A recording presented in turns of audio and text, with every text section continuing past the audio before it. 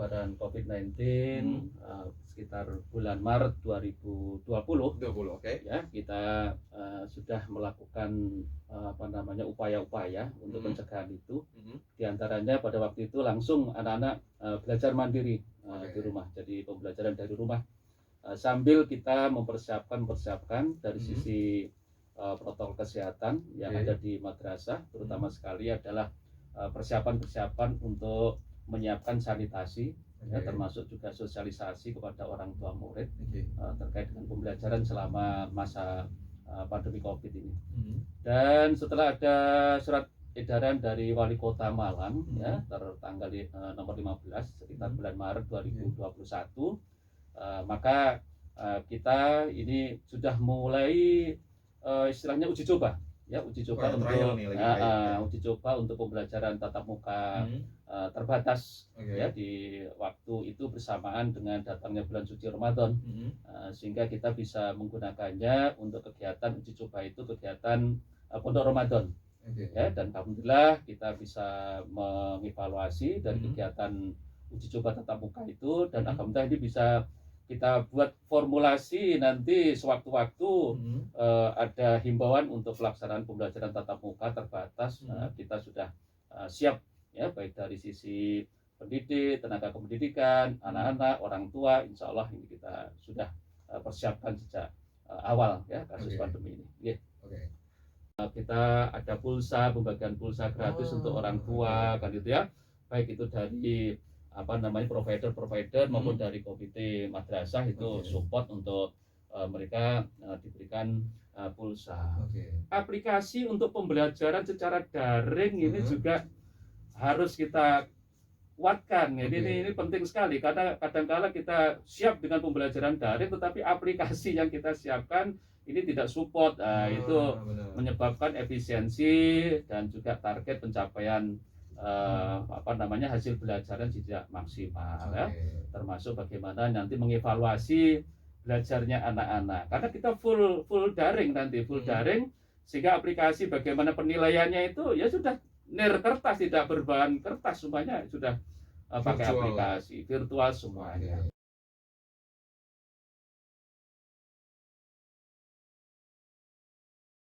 Jadi Mas Andul, terkait dengan persiapan pembelajaran tatap muka terbatas ya, yang penting adalah dari pihak sekolah sudah siap bila mana memang kebijakan itu nanti diberlakukan. Nah, sedangkan dari kami dari kesehatan, kami memberikan istilahnya pendampingan kepada sekolah-sekolah sejauh mana kami melihat kesiapan sekolah bila mana kebijakan tersebut memang harus diberlakukan. Ya.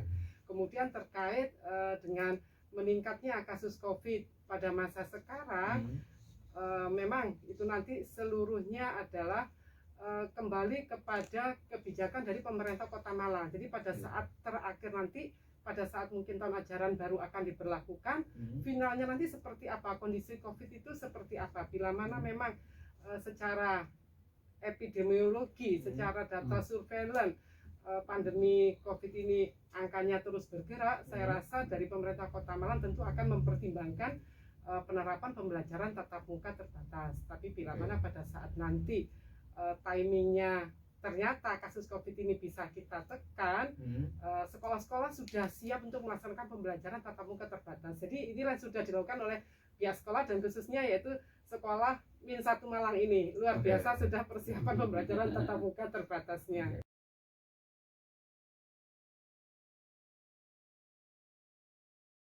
Juga, dan Malang sekarang sudah punya 253 anak yang terpapar COVID. Nah, kan ada hubungannya sama sekolah ya, sekolah di mana melibatkan anak-anak. Nah, Bunda sendiri melihat gimana nih dari SOP yang diberikan oleh pihak sekolah, misalnya kali ini diwakili oleh Min, kemudian dengan gejolak yang sedang kita hadapi bersama sekarang. Gimana dari pihak sekolah mengatasi hal ini? Kalau dari dunia kesehatan, boleh nggak, Bu? Gimana dari pendidikan dulu deh?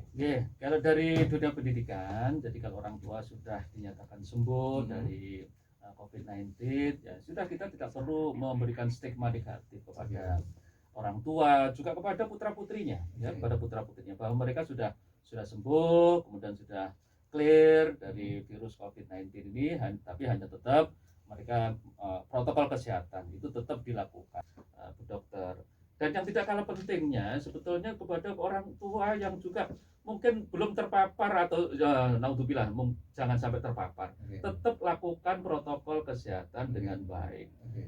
Kata kuncinya yang pertama itu gunakan masker, gunakan masker yang standar. Karena kadang-kadang orang tua menggunakan masker yang tidak standar, ya, yang tak standar mungkin dari bahannya saja sudah tidak standar sesuai dengan kesehatan. Kemudian cara pakainya, kadang-kadang juga pakainya ini ditaruh di dagu. Di sekolah ini kita sangat hati-hati di dalam menerapkan pembelajaran tatap muka terbatas itu.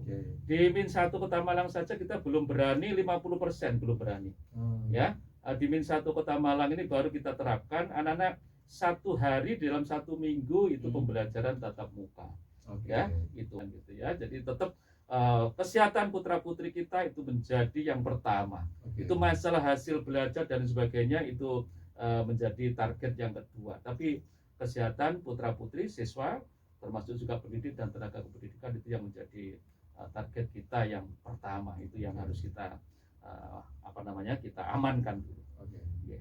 Iya, jadi bila mana seseorang itu sudah pernah sakit COVID, kemudian sudah dinyatakan sembuh, ya, sebenarnya itu sudah tidak ada masalah, ya. Jadi kalau dinyatakan sembuh itu bisa, yang pertama adalah kalau memang sebelumnya pasien itu sakit dengan tes PCR positif, kemudian pada saat dia sembuh, bisa kalau dia di rumah sakit biasanya dia pulang dilakukan pemeriksaan tes PCR-nya sudah negatif.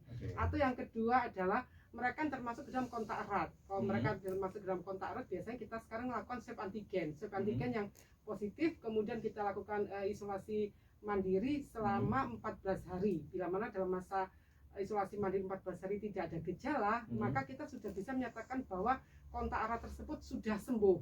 Nah, jadi bila mana mereka ini kebetulan orang tua yang terkena, kemudian dia ada dalam posisi baik poin 1 ya, PCR-nya sudah negatif ataupun mungkin hanya kontak erat dan sudah selesai masa isolasi mandiri, maka tidak ada masalah bergaul kembali dengan masyarakat. Jadi silakan kembali untuk antar jemput putra-putrinya. Untuk orang tua yang lain tidak perlu merasa khawatir kalau nanti bisa menularkan dan sebagainya. Kenapa? Orang yang sudah pernah sakit pun, orang yang belum pernah sakit pun juga bisa menjadi sakit kembali bila mana prokesnya tidak diterapkan.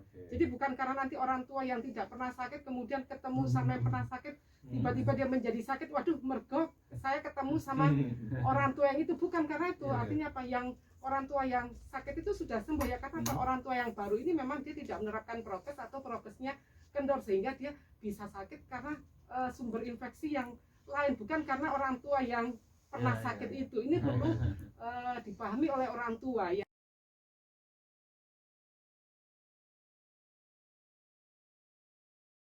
Kalau kita lihat varian Delta ini memang luar biasa. Pertama yaitu infeksiusnya itu luar biasa. Jadi siapapun dia bisa terkena, tidak lagi memandang usia, tidak lagi memandang apakah orang tersebut ada komorbidnya, apakah orang tersebut kelompok rentan. Jadi sudah tidak pandang usia, tidak memandang komorbid. Kemudian bila mana sudah terkena, maka gejalanya juga lebih berat dibandingkan dengan varian sebelumnya. Itu kalau kita kaitkan dengan pembelajaran tatap muka terbatas ini, maka nanti perlu dievaluasi kembali, ya, perlu dievaluasi kembali pada saat nanti betul-betul diberlakukan, apakah kondisi ini sudah aman.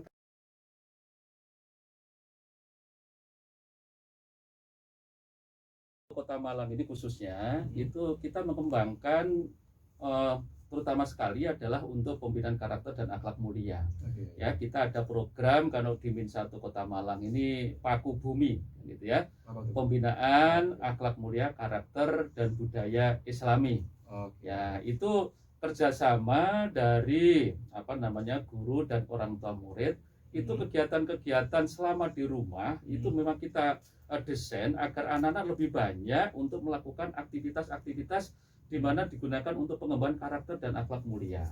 Ya, diantaranya misalnya ada materi terkait dengan kemandirian, ya, kemandirian selama di rumah, bagaimana anak-anak bisa melayani kebutuhannya sendiri. Itu misalnya di rumah tidak ada ayah bunda, ya dia bisa melakukan aktivitas untuk misalnya masak di rumah dengan bahan-bahan yang ada di rumah.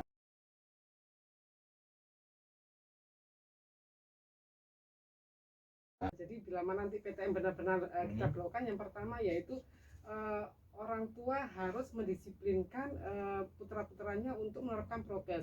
Dan ini juga kalau kita kaitkan dengan pendidikan karakter juga perlu contoh ya dan teladan dari orang tua. Jangan sampai nanti orang tua menganjurkan, nah kalau ke sekolah harus pakai masker, orang tuanya sendiri kalau keluar ke pasar, ke kantor tidak bermasker. Jadi pertama harus mendisiplinkan supaya si anak ini taat kepada prokes ya. Mulai dia memakai masker dengan benar. Jadi hidung harus tertutup sampai dengan mulutnya ya di bawah dagu. Kemudian juga harus tidak hanya memakai masker, mungkin sudah disampaikan dari pihak sekolah juga dia harus rajin mencuci tangan ya pada saat dia berangkat maupun dia pulang kembali ke rumah ya. Protokol kesehatan. Kemudian juga jangan lupa menjaga jarak sehingga pada saat anak-anak itu tidak hanya dia ke sekolah, mungkin dia juga pergi ke tempat lain, dia akan selalu ingat bahwa menjaga jarak itu harus dilakukan, bukan karena apa, bukan karena takut dengan orang tuanya atau takut dengan pak guru atau bu gurunya, tapi itu muncul dari kesadarannya ya. Kemudian juga kalau sekarang tidak hanya 3M, 5M tapi juga sudah 6M ya, Mas Andro ya. Apa nih Bu? Ada tambah satu ini. Apa ya? Yaitu yang tadi sudah 3M, kemudian yang kedepannya yaitu menghindari kerumunan ya. Nah, kalau varian Delta ini jaga jaraknya tidak hanya 1 meter tapi 2 sampai 5 meter. 2 sampai 5 meter. Kenapa? Karena itu tadi penyebarannya sangatlah cepat, itu istilahnya waktunya itu sangatlah singkat. Begitu istilahnya dia terpapar, kemudian dalam waktu 1-2 hari sudah jatuh dalam kondisi yang berat. Jadi ini perlu orang tua betul-betul mewanti-wanti pada saat anak itu di rumah, kemudian kembali lagi pulang ke rumah dan dia berkontak dengan tetangga di sekitar sebagainya, itu kurangilah dulu bermain. Masa pandemi COVID ini ya, jangan sampai kita lupa ya, kita lupa untuk menjaga diri kita, kemudian keluarga kita dengan menerapkan protokol kesehatan ya.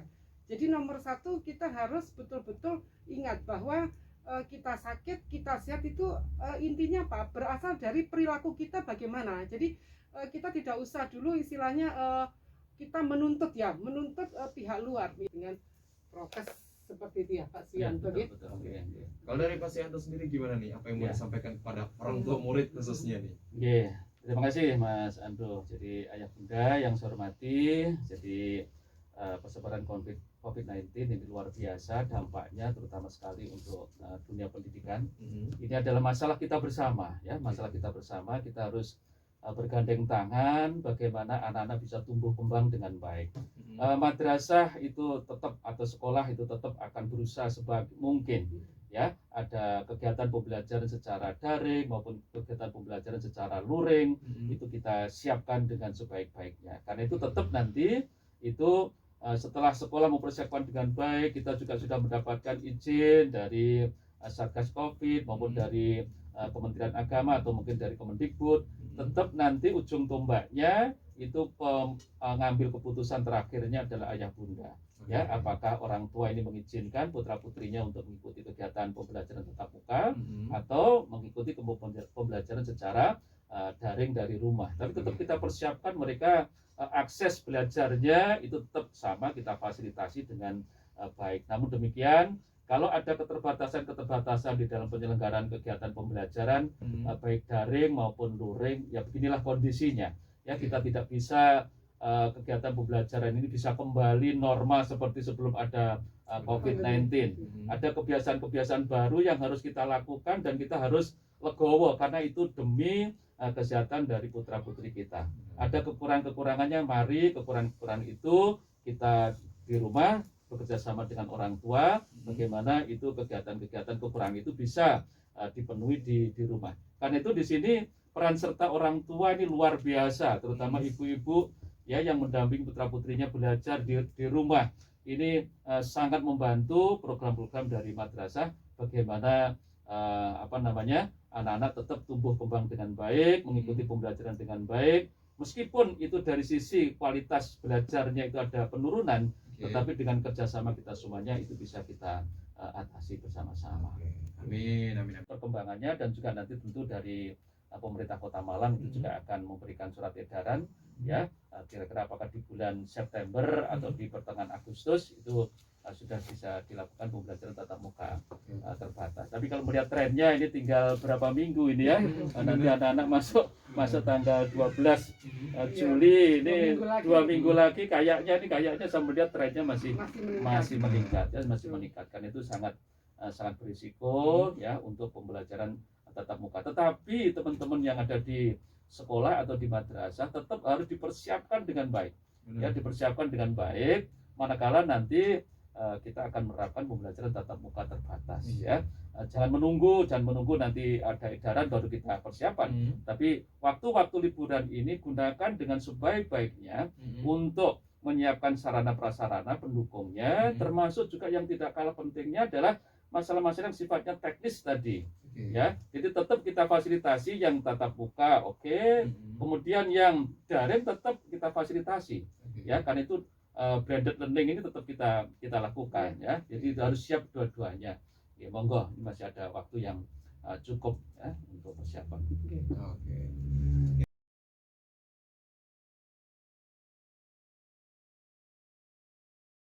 Terima kasih buat Bunda Ida sudah datang sharing dan juga Pak Sianto sudah sharing. Sama-sama Mas Ando ya. Dan buat Ayah Bunda juga ya, kalau misalnya benar proses tatap muka di dunia pendidikan ini benar terjadi, ingat protokol COVID-19-nya. Kalau Anda percaya nih, kalau misalnya udah diputuskan kayak gitu, dunia pendidikan melalui sekolah-sekolah pasti punya SOP khususnya. Sekarang tinggal gimana seperti yang Bunda Ida bilang tadi, dari orang tuanya aja, dari pribadi kita, apakah kita taat atau enggak. Kan sama aja nih ya, dari sekolah udah seketat itu, orang tuanya malah, atau kita-kitanya sebagai orang tua malah ke pasar nggak pakai masker, malah ke kantor nggak pakai masker, ngopi di pos ronda juga nggak pakai masker. Itu kan bumerang juga nih buat kita di sini.